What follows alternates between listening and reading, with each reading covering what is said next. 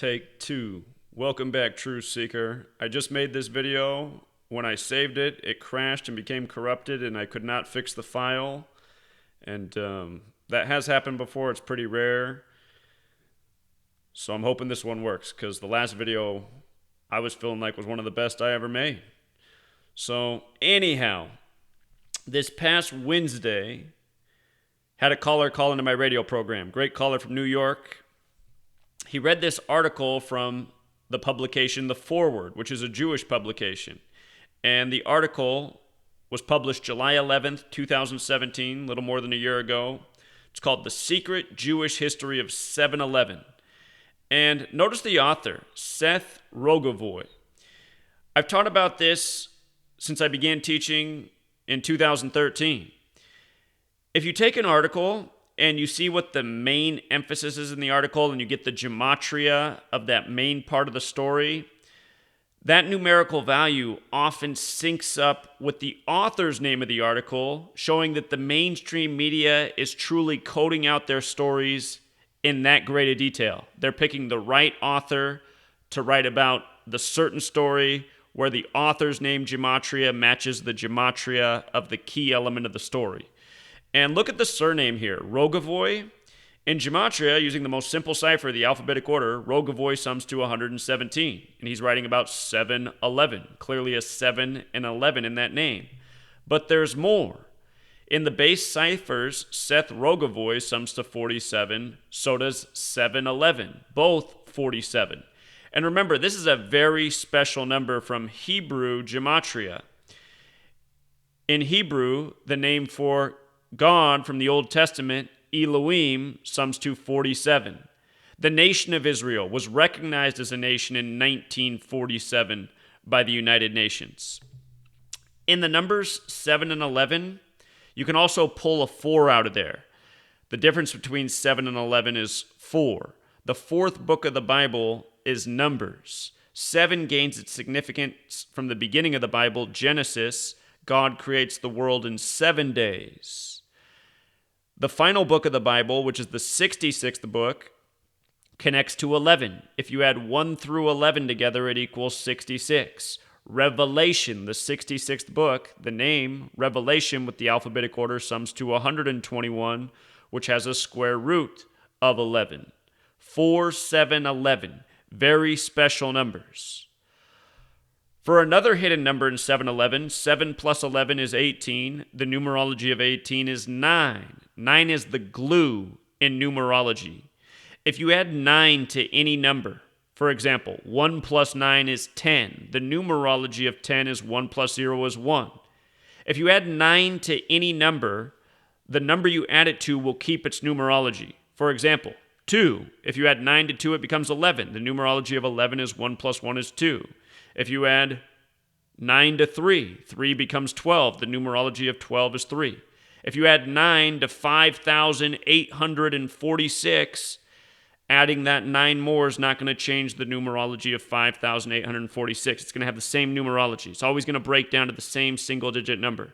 So that's what's special about 9, one of its qualities. Another quality is that if you multiply any number times 9, its numerology becomes 9. Any number multiplied by 9 will take on a numerology of 9. 1 times 9 is 9. 2 times 9 is 18. 1 plus 8 is 9. 3 times 9 is 27. 2 plus 7 is 9. Any number up to infinity multiplied by 9 will take on a numerology of 9. There's also the counting trick with your fingers in 9. If, I'm dyslexic when I get on the camera. If you put down this finger right here, you have 10 fingers, right? If you put down your second finger, well, let's just start with the thumb. It's hard to get all on the camera. If you put down your thumb, and that represents 1, 1 times 9 is 9. You see how I have 9 fingers standing up in a row after I put down my thumb? I have a Band-Aid on this finger. I cut myself with a knife, not being careful. Anyway, if you put down your second finger, 2 times 9 is 18, right? So I have my thumb up over here. That represents the 1 in the 18, and then I have 8 more fingers up, which represents the 8 in the ones place. 2 times 9 is 18. So you have a 1 in 1 finger space, 8 fingers. 3 times 9 is 27. So now I have 2 fingers over here, And then I got 7 fingers over here. 3 times 9 is 27. You can do this with all your fingers. Put down the 4th finger. You'll have 3 fingers up and 6. 4 times 9 is 36. So another trick with 9. And with regards to this code of letters and numbers, Gematria being related to the Bible, remember, Holy Bible is 9 letters. When you add 1 through 9, it equals 45.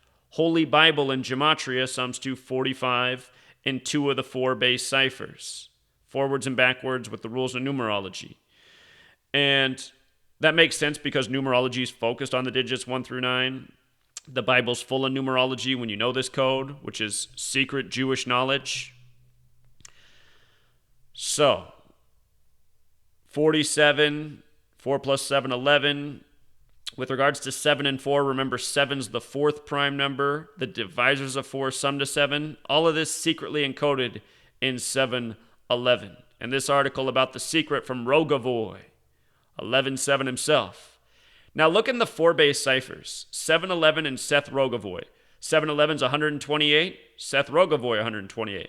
711 47, Seth Rogovoy 47. Seth Rogovoy 169, 711 169. In 3 of the 4 ciphers, an overlap.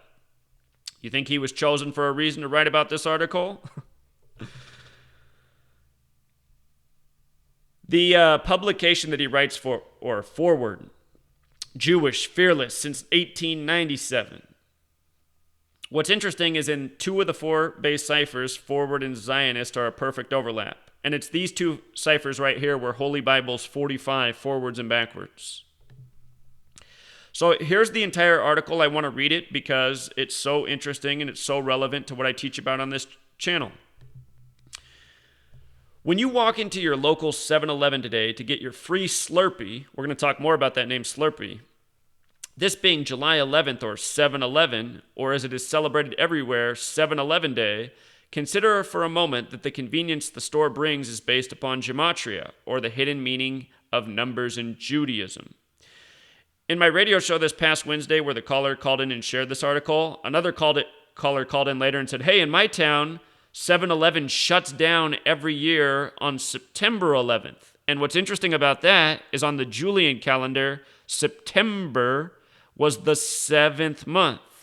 You know, the Julian calendar, we converted to the Gregorian calendar, which bumped everything up. So when he said that, I said, that's why it's shut down on September 11th. It's a subtle tribute to the original 7-Eleven. Continuing on, everyone knows the meaning of the number 7. It's the divine number of completion, given that God created the heavens and the earth in 7 days. Actually, he worked at it for 6 days and rested on the 7th, but who's counting? Remember, 6 is the first perfect number mankind made on the 6th day. The word number in Gematria sums to 28, and number has 6 letters in it. 6 and 28 are the first 2 perfect numbers. The word man equals 28, mankind made on the 6th day. Our entire language cleverly coded out in this language of Gematria, mathematics.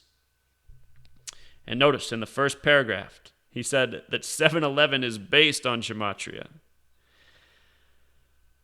So he says he worked at it for 6 days and rested on the 7th, but who's counting? Well, we know who's counting. Remember, rest and God both have Gematria of 17 in the base cipher. 17's the 7th prime, fitting day for God to rest by the numbers. In any case, a week has 7 days because of what God did, and the 7th day is the Sabbath, the most holy day of the week. The great 20th century Jewish thinker Abraham Joshua Herzl dubbed it Judaism's Cathedral of Time. It isn't known for sure if Herzl ever entered a 7-Eleven store. 11 is an equally mystical number. Every religious school graduate, except those who attended my religious school, knows that 11 equals 5 books of Torah plus 6 books of Mishnah. That's a lot of reading, and it helps if there is a 7-Eleven across the street from where you live, so you can spend less time shopping and more time studying Torah. Everyone also knows about the 10 Sephirot. If you don't know what the 10 Sephirot are, they come from the Tree of Life, which is the physical model for Kabbalah. Kabbalah has the core belief that God created the world by merging the letter with the number, which is why God speaks the world into numbered days in the beginning of Genesis. The 10 Sephiroth, the 10 vessels of divine light that infuse the world. By channeling the divine energy, we repair the universe. Hence, Tikkun Olam. What isn't commonly acknowledged is that there is also an 11th Sephiroth. You're not supposed to know about this one. It's forbidden. It's known as Das Elohim, or godly knowledge. It's the culmination of all the Sephiroth. Imagine firing all 10 cylinders of the engine of Sephiroth. Collectively, they bring about a transfer of energy into a transcendental state like nuclear fission, except not. What jumps out about that name, Das Elohim, is in the base ciphers, it's 42 and 57. Zionism is 42. Freemasons 42. Jews is 57. Scottish Rites 57. United Nations is 57. The United Nations recognized nation as Israel in 47 on the 333rd day of the year. See my videos where I talk about the relationship between 47, 333, and the Freemason logo, the compass set at 47 degrees, and what that has to do with 333. Scottish Rite branch of Freemasonry is the most Jewish branch. Scottish Rite 57, Jews 57, Freemasonry based in Kabbalah. The hidden 11th Sephiroth has Gematria 57. So, with regards to this 47 thing, again, 711 has the Gematria 47, like the author of this article, who's shedding some light. In recent years, 711 launched its own food line, and it's called Go Yum. And that word looks a lot like Goyim, the word from the Talmud that describes a non-Jew. In the Talmud, Goyim are considered less than human. The only people who are considered human are the Jews. They're God's chosen people. The other people of the world, the non-Jews, the Goyim, are an animal slave race, and the only purpose of our existence as Goyim is to slave and labor so that the Jew doesn't have to, so that they can enjoy their days living off the labor of the Goyim. We're kind of seen like the cattle that plows the field, you know? But how interesting that Goy, the short term for Goyim, equals 47. Goyim and Goy are derogatory terms. What else is interesting is Slurpee, and the most important of the four base ciphers sums to 33, like Goyim. And I encourage you to look at Slurpee in the other four ciphers, see what pops out. But let's just stay right here. Slurpee and Goyim, both 33. And I got to tell you, as a child, the first time I ever tried a Slurpee, I never wanted one again. It made my throat itch. And I feel that that was a blessing for me, to have this recognition of things I should not be putting in my body. Soda made me feel bad. A lot of sweets and candies did. Skittles especially. I'd put a Skittle in my mouth and I felt like I was dying. My mouth would start itching. Hershey bars. I just knew a lot of this stuff was obviously not good because it had a toxic reaction immediately in my body. Slurpee being one of those things. Never understood how people can consume these. But for a few more 33, and just for some more knowledge, Goyim's 33, Persons 33, People's 33, Masonry 33, Secrecy 33.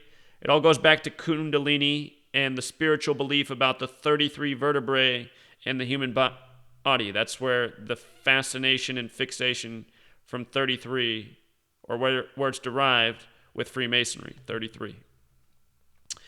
The other year, I can't remember if it was 2015 or 2016, there was a big news story on July 4th, a date written 4/7 in the majority of the world, like 47.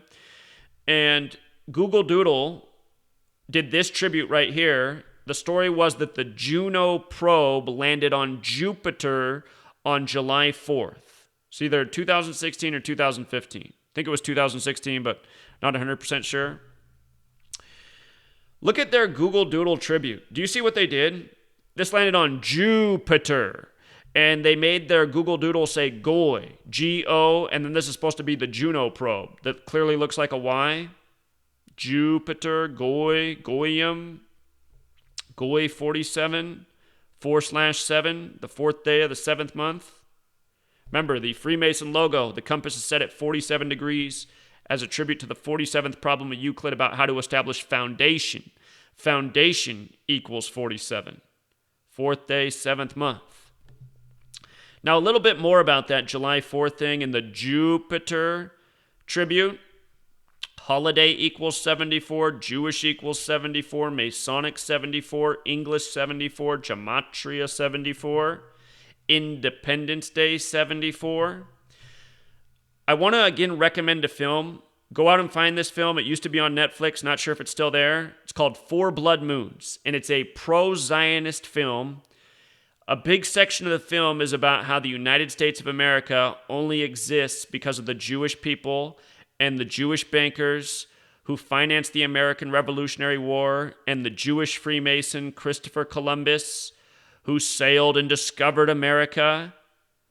I want you to think about how they teach us in our history books that, Christopher Columbus discovered a nation where people already lived and started a cause known as Manifest Destiny, which ended in the genocide of the natives.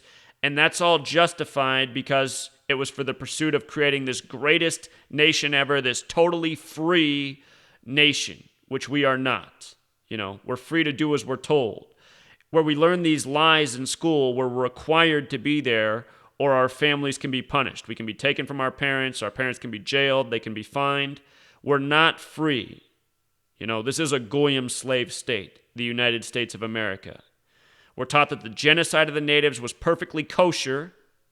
By the way, the word free equals 74 when you flip the alphabetic order around. Freedom on 7-4, which we never really got.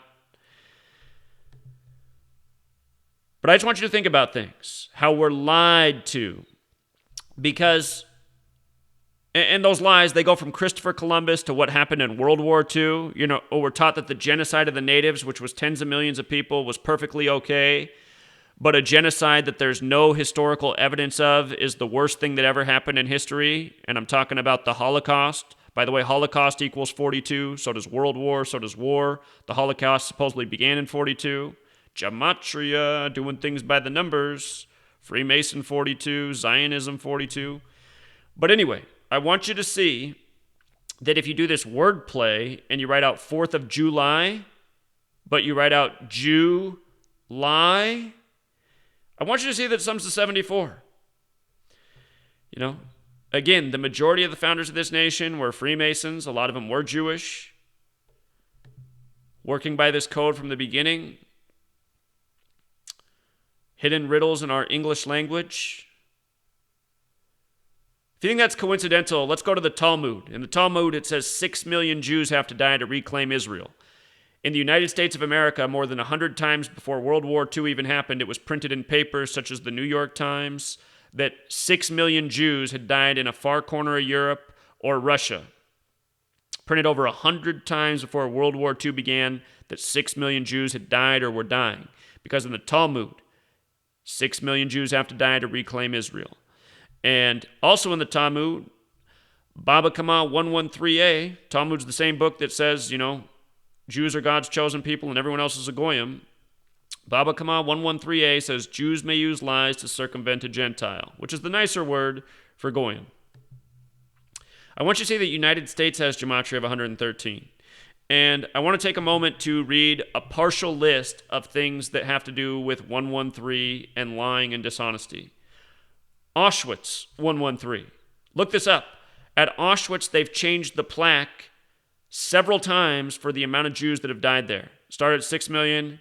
It's gone down to lower numbers in the hundreds of thousands. Million, 2 million, 3 million, 2,500,000. It's been all over the place. It's been like a roller coaster. At present time, it's back up to 6 million. Why do they have to keep changing the plaque at Auschwitz for how many Jews died there?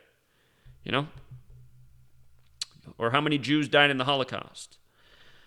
For some more 113, mainstream 113, dishonest 113, not true 113, not honest 113, not factual 113, disinfo 113, politics 113, perjury 113, fiction 113, bullshit 113.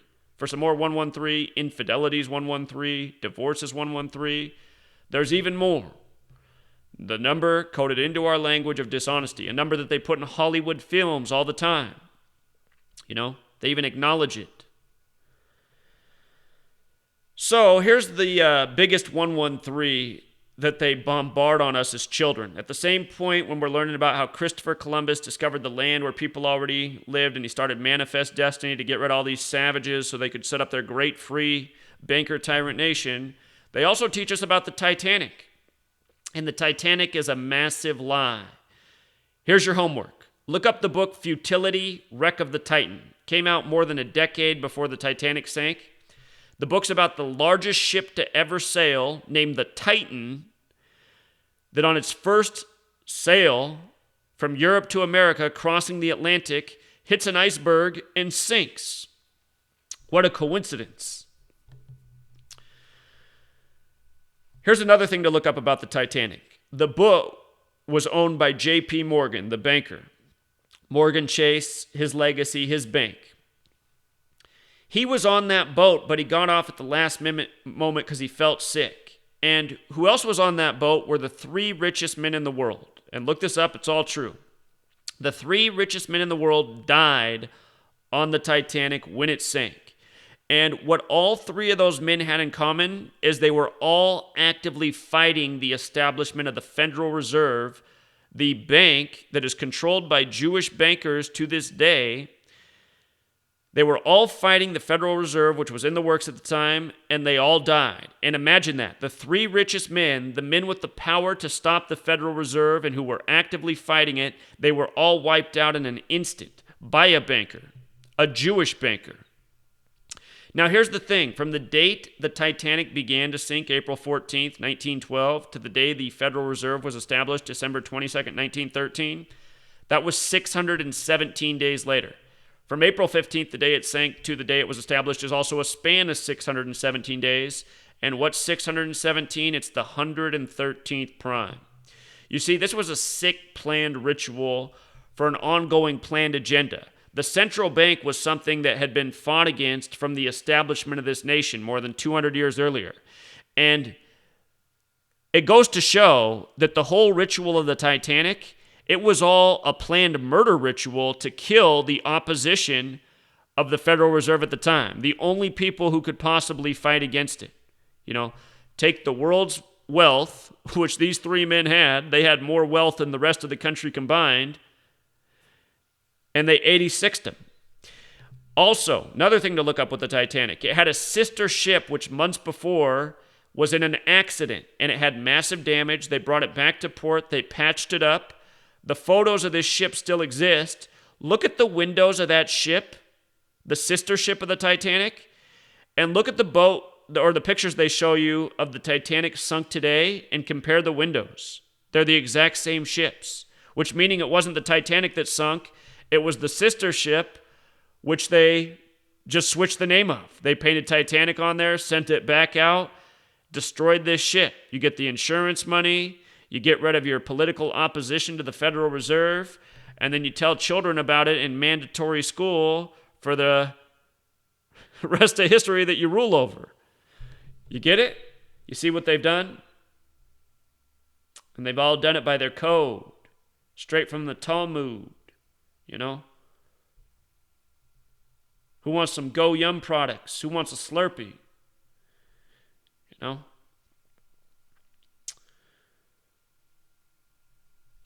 So, we're going to pause here for a moment, and then I want to educate a little bit more about how this gang mocks the truth in present time, attacking yours truly. It's going to be a supplement to what I've been teaching about for years, where you should check the author names of the articles you're decoding. Be right back, Truth Seeker. All right, so now we're going to do some author decodes. We're going to look at 2 articles that have been written about me in recent times, one by the USA Today and their Big Lead Sports page, and another by Vice Sports. So, here's a disingenuous headline: Conspiracy Theorist Proves Freemasons Rigged AFC and NFC Championship Games. Well, first of all, I'm not a conspiracy theorist. I'm a truth speaker and a conspiracy prover. The other thing is, I didn't just prove that the AFC and NFC Championship Games were rigged. That's a way to water down what I had done.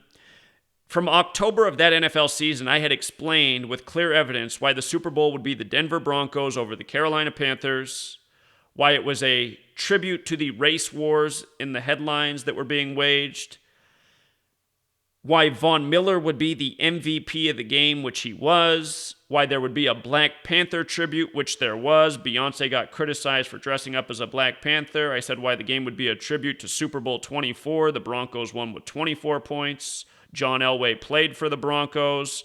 In Super Bowl 24, he got blew out by the 49ers, who were hosting this Super Bowl. It was all a very clear riddle that year. One of the easiest to see.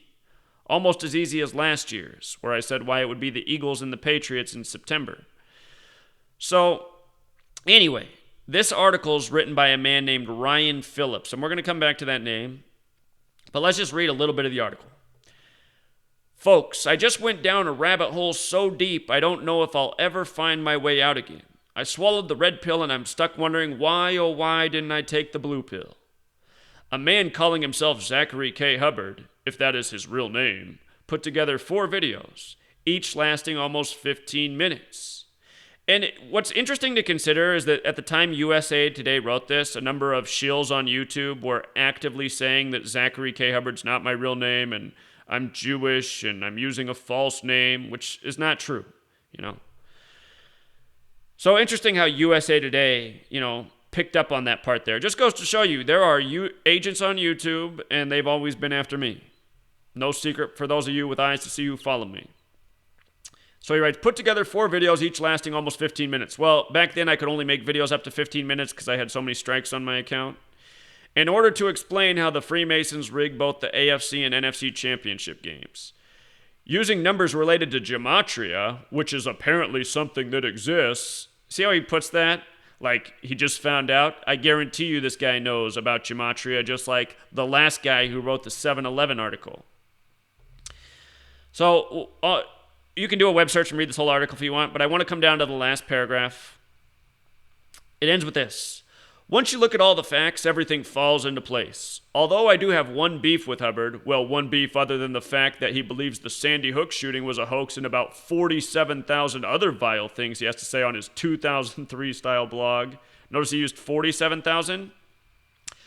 He writes, I don't believe the Freemasons are behind all of this. I think once you dig deep enough, you'll see it was the stonecutters all along. And if you click on this, it goes to YouTube and it plays the song We Do from The Simpsons, which is a tribute to Freemasonry where they're called the Stonecutters instead. Stonemasons. But that song We Do, 4 letters, right? We Do is easy to add in Gematria. W is 23, E is 5. So We is 28. Do is, D is 4, O is 15. So 4 plus 15 is 19. 28 for We, 19 for Do is 47. The song they sing in this, where the Freemason logo has the compass set at 47 degrees. We do. And consider in the videos that he's linking, which are now deleted because this is from my original channel, which was wiped out June of 2017 when pretty much all of my video content was starting to go viral. Sorry, a little crash there. What I was saying is, part of the reason he talked about 47 is because in the videos, which he linked, I was talking about how significant 47 is to the Freemasons who established American football and had the Super Bowl in the 47th season of the NFL, the 66-67 season. So notice his name's Ryan Phillips. Let's look at all that's coded into this name and why he's the one who wrote this article taking on me. Let's just start with Ryan. Ryan has Gematria 58. Like Freemasonry, like secret society, Freemasonry responsible for American football. Notice Ryan has 22, like the 22 men on the football field. Also 83, football's 83, the 23rd prime. Now let's look at the name Phillips. Phillips, 47, how he closes out his article. 43, also like football. Football's also 43 in the same cipher. Also 115, like Masonic in the same cipher. And if you put Ryan Phillips together, 159 and 165, like Scottish Rite, was a Scottish Rite Freemason who's credited with American football. Notice also, Ryan Phillips, 66. When you add 1 through 11, it equals 66. That's why the first Super Bowl was in the 47th season, the year 66, the year that season began. There's also a little riddle with 47 and 66. Number of the beast has gematria of 66. 666, a Greek isopsephy riddle having to do with letters and numbers. And the word beast alone is also 47. Also, with regards to 66, and he's taken me on, Zachary Hubbard happens to sum to 66. And, how's that verse begin in Revelation 13:18? Does it begin, "Here is wisdom"? Some stuff about this is organic. I don't know anybody else in this world that unraveled the code as well as I did, and I didn't realize any of this stuff about my name until after I figured it out. But number of a man is also 66. Number of the beast, the number of a man. But just what are the odds that Ryan Phillips is so perfect like that? And let's come back to Google and do Vice Sports, Zachary K. Hubbard. After last year's World Series, Vice Sports decided to write this article, very similar headline to what USA Today had. Instead of conspiracy theorists, they used wacko YouTuber proves World Series was rigged. And they both use the word prove, and I think, even though that they're kind of being facetious, I think they are stating that, yeah, he is proving exactly how it's rigged. This guy's name, who wrote this article, is Sean Noel, right? We're going to come back to this guy's name. Let's just copy and paste it so we have it ready. What he makes fun of in the article is how I talked about how, let's just read it. The video comes courtesy of a guy named Zachary K. Hubbard, and he is convinced that everything is rigged. News, politics, the weather, sports, everything. Getting down to the brass tacks. Hubbard posts that the Astros World Series victory was foretold by Matt Harvey's start in Houston right after Hurricane Harvey, which just so happened to be the first start after the Houston area was devastated by the Hurricane Harvey. That start, coincidentally, was 52 days before the start of the World Series. Hold on to your butts because we've only just scratched the surface. So then he quotes me. The reason that matters is because the word flood in gematria equals 52. Houston flooded on a date with 52 numerology on August 27th, which was the 239th day of the year, which is the 52nd prime number. It was 27 years to the day of the death of Stevie Ray Vaughan, who was remembered for the album Texas Flood. Think about it. What else I explained is how MLB equals 27, baseball 27. So he wanted to focus on the 52 thing, right? He writes, in light of these numbers and some other extremely reasonable stuff about the government causing flash floods by doing chemistry in the sky, and Charlie Morton recording the final out of Game 7 on his 52nd pitch, it's pretty obvious that baseball is no different than pro wrestling. And it isn't.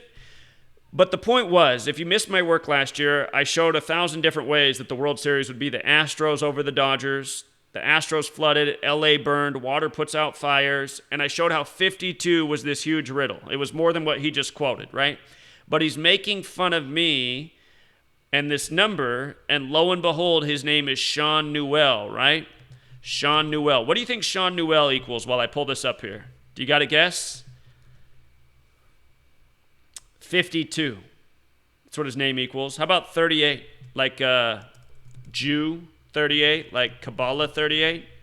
In Hebrew and in English, Kabbalah equals 38. Kabbalah is also 52. So is Gematria. So is Tree of Life. So is Etz HaChaim, the Jewish word for tree of life. So Sean Newell, 39, like the 39 books in the Old Testament. Newell, 71. Look at the numbers here when I write in Talmud. 7191. Newell. Think this guy's a Talmud thumper? I do. I certainly do. That TV show Dig about the Zionist conspiracy to blow up the Dome of the Rock. Show's called Dig 20. 71's the 21st prime. So, just a little more education for you, Truth Seeker. Hope you enjoyed it. If you have not done so already, I don't know what you're waiting for. My book, we went over 2,300 sales. That makes me happy. We're over 2,300 sales, but we've got a long way to go. I need to get the sales in this book up to 10,000 so I can get a publisher to publish it. When you have 10,000 sales of your book, publishers will publish. That's the mark. You know, come here if you're a skeptic. 773 pages for $5. How do you beat it? Read the reviews. You know, a lot of people writing the same type of thing. She called it a textbook. I don't want it to think of it as a textbook because then that makes me think of school and not fun. I want to think that my book's fun to read. She writes the best textbook in Gematria to date. It has the keys to the answers in life, the answers in history, and so much more. And so is she right.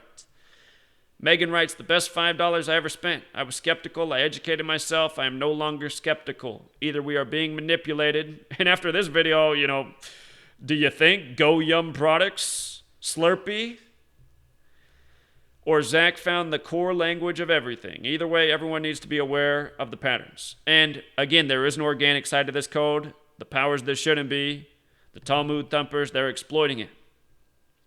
So a lot of happy customers here. You should be one too. Let's get this number way up. Remember, I'm not in this for the money. I did this for 5 years for free. I used up all my life savings just to get out the word. I thought we'd be further along by now. But the good news is if you buy this book and money comes into me, I can use that money to help get this message out in a lot bigger way. I can start doing things that need to happen. I can start showing up in places, speaking on the street, hiring people to help me, you know, get a crew, put together some better production value. Because you know my production quality, this is it. Quick time, we record the screen. I got myself down in the corner. This is my skill set for this. So I get some better production value. You look at all these big shill channels, they got the nice production value. They got the fancy intros. They got the cartoon graphics. They got the things that grab people's eyes, the sound, the music. You know, I'm not really the razzle-dazzle, glitzy kind of guy, but I do want to start doing the little gimmicky things to grab people's attention because that's what it takes. And we got to do what it takes to get this stuff in front of people's faces like it deserves to be. All right, Truth Seeker, until next time.